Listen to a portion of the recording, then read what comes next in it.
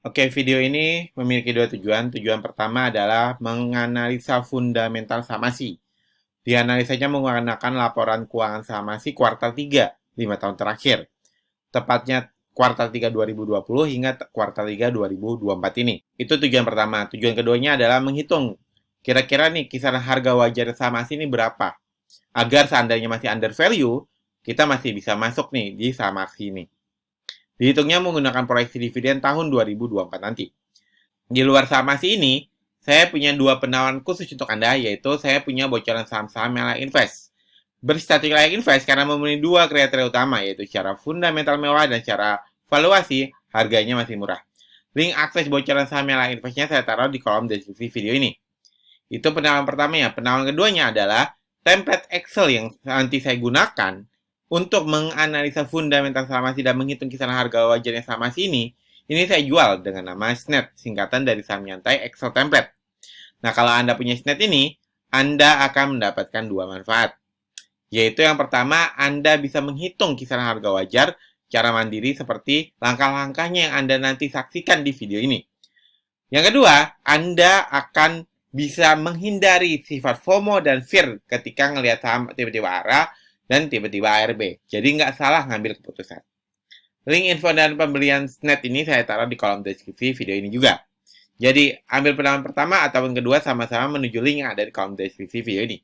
Oke, itu aja penawarannya. Sebelum kita masuk ke Excel-nya saham ASI ini, kita lihat dulu bagaimana komposisi pendapatannya saham ASI ini.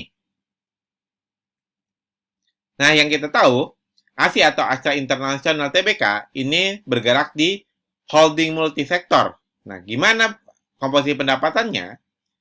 Di sini, ya, pendapatan terbesarnya adalah dari otomotif, penjualan otomotif, mencapai 44,3%. Lalu disusul oleh alat berat, pertambangan, konstruksi, dan energi, itu mencapai 34,9%. Lalu disusul oleh jasa keuangan, 8%, agribisnis mencapai 7,9%, infrastruktur dan logistik mencapai 3,1%, teknologi informasi 1,7%, dan properti 0,1%. Oke. Jadi banyak nih sektornya si ASI ini. Seandainya salah satu kolaps, kalau sektor yang kolaps adalah sektor yang di bawah 10%, seperti jasa keuangan dan sebagainya ini kemungkinan tidak terlalu bertambah besar kepada saham ASI. Tapi, jika yang kolaps ada otomotif ataupun alat berat pertambangan, konstruksi, dan energi, ini bisa menjadi pukulan besar bagi si ASI ini. Seandainya nanti suatu saat tiba-tiba penjualannya turun, nah, pasti tuh harga labanya si ASI ini juga akan turun. Turunnya juga sangat signifikan karena 44% pendapatannya dari otomotif. Begitupun kalau seandainya terjadi apa-apa di sektor alat berat, pertambangan, konstruksi, dan energi ini juga menjadi tamparan yang cukup besar bagi labanya saham ASI. Jadi, kalau di dua sektor ini aman, stabil, pendapatan ASI bisa dibilang cukup stabil. Seperti itu. Oke, itu aja komposisi pendapatnya saham ASI. Kita langsung ke SNET-nya saham ASI ini. Untuk komposisi saham yang beredar di masyarakat mencapai 50%. Sebenarnya 49,sekian%. Saya bulatkan jadi 50%. Dengan hutangnya yang mencapai 79,13%. Cukup besar, tapi masih di kategori aman.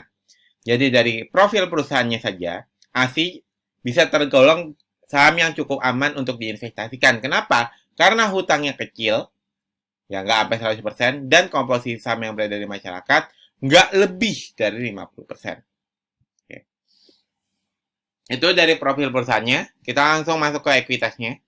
Untuk ekuitasnya saham ASI ini dari tahun ke tahun, di kuartal 3-nya, selalu terjadi kenaikan.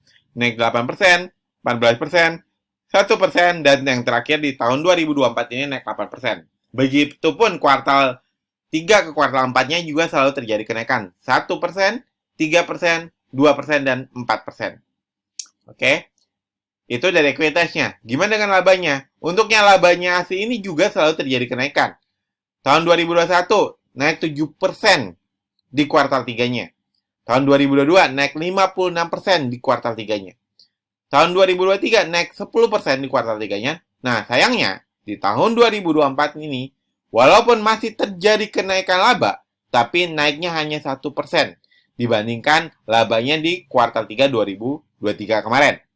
Maka dari sini dapat disimpulkan kalau ASI secara fundamental tergolong fundamental yang cukup mewah. Kenapa? Karena ekuitasnya selalu naik, labanya selalu naik dari tahun ke tahun. Dan ASI juga secara fundamental dia tergolong yang bagus. Walaupun di sini terjadi kenaikan hanya 1% di kuartal 3 2024, tapi jika dilihat dari jumlahnya, ini merupakan jumlah laba terbesar pertama dibandingkan 5 tahun terakhir. Oke, sebelum kita lanjut ke pembahasan harga wajar dan harga pucuk saham ASI ini, mumpung Anda masih menonton video ini sampai detik ini juga, saya minta tolong kepada Anda untuk klik tombol like dan subscribe di video ini. Jika sudah, saya ucapkan terima kasih. Nah, sebelum kita hitung gimana harga wajar dan harga pucuknya, kita harus kerjakan dulu 2 PR. Yaitu PR pertama, kita harus proyeksikan bagaimana labanya di kuartal 4 2024. Dan yang kedua, kita harus kerjakan juga atau proyeksikan juga bagaimana kisaran DPR-nya nanti di 2024. Oke, kita kerjakan dulu PR pertama. Untuk kisaran labanya, kita punya 4 riwayat, yaitu 15%, 35%, 24%, dan 32%. Oke. Di sini 15% saya nggak gunakan, karena ini sedang pandemi tahun 2020. Lalu 35% bisa digunakan, cuman saya untuk berhati-hati nggak menggunakan yang ini. Kenapa? Karena dibandingkan 4 tahun terakhir, 4 tahun terakhir ini kenaikan terbesar untuk kuartal 4-nya. Lalu ada 24% dan 32%. Pakai yang mana nih? Saya lebih cenderung mengambil yang 24%. Untuk berhati-hati, seandainya ternyata si ASI ini nggak sanggup nih untuk menaikkan lebih dari 24%. Karena di kuartal 3-nya aja hanya naiknya 1%. Ya. Nah, jadi saya ambil yang hati-hati aja di 24%. Min, kenapa nggak hati-hati yang 15%? Enggak, karena tahun 2020 ingat sedang pandemi. Jadi kita ambil yang ini melesetnya juga akan terlalu jauh dan terlalu pesimis. Lanjut. Untuk labanya, proyeksi labanya, kita juga punya 4 riwayat, 29%, 48%, 90%, dan 62%. Nah, oke, kita lihat di sini. Ketika terjadi kenaikan laba sangat besar tahun 2022, dia menaikkan DPR-nya 90%. 2022 naik 56% di kuartal 3-nya. Dia ngasih 90%. Tahun 2023 labanya naik, tapi naiknya hanya 10%. Dia turunkan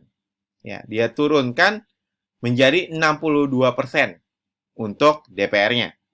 Jadi ketika labanya naik banget, DPR-nya dinaikkan. Ketika labanya naik tapi kenaikannya turun, dia dibanding kenaikan tahun sebelumnya, dia hanya menaikkan 62%. Atau dia hanya membagikan 62% untuk DPR-nya. Nah, di sini saya lebih cenderung ke 62 ataupun 48%. Mengingat tahun kemarin, jumlah labanya nggak terlalu jauh beda dengan proyeksi kita yang tahun 2024 ini. Maka kalau kita ambil kesimpulan dia akan membagikan 62% lagi, itu cukup wajar, cukup masuk akal. Maka jika labanya naik 24%, lalu DPR-nya 62%, maka dividen yang akan dibagikan itu 10% dengan SOBD 1,61 dengan harga wajar masih berpotensi naik 49% lagi dan harga pucuk masih berpotensi naik 99% lagi. Amin, itu terlalu optimis, Min. Gimana kalau ambil yang 48? Oke, kita ambil yang 48. Kalau dia membagikan DPR 48% dengan kenaikan 24%, maka dividen yieldnya itu 7,7%. Dengan SOBD 1,61, dengan harga wajar masih berpotensi naik 16%. Dan harga pucuk masih berpotensi naik 54% lagi. Nah, Mimin lebih cenderung yang mana? Saya lebih cenderung yang 62%. Melihat jumlah labanya yang nggak terlalu jauh beda dibandingkan tahun kemarin.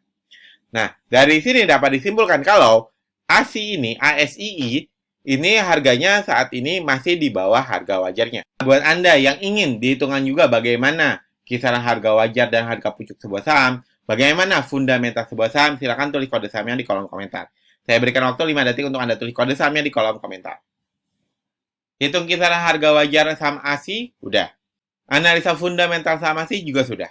Sekarang izinkan saya untuk memberi penawaran kepada Anda, yaitu template Excel yang saya gunakan dari tadi ini saya jual dengan nama SNET, singkatan dari saham nyantai Excel template. Template original dari saham nyantai yang membantu Anda untuk menghitung kisaran harga wajar dan harga pucuk sebuah saham.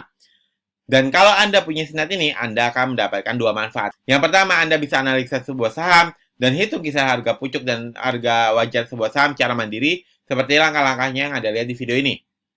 Itu manfaat pertama. Manfaat keduanya, Anda tidak gampang FOMO dan Anda tidak gampang ketakutan ketika melihat tiba-tiba sebuah saham ARA ataupun tiba-tiba sebuah saham ARB. Jadi langkah yang Anda ambil selanjutnya akan lebih rasional karena tidak termakan emosi, tidak termakan oleh ketakutan ataupun FOMO.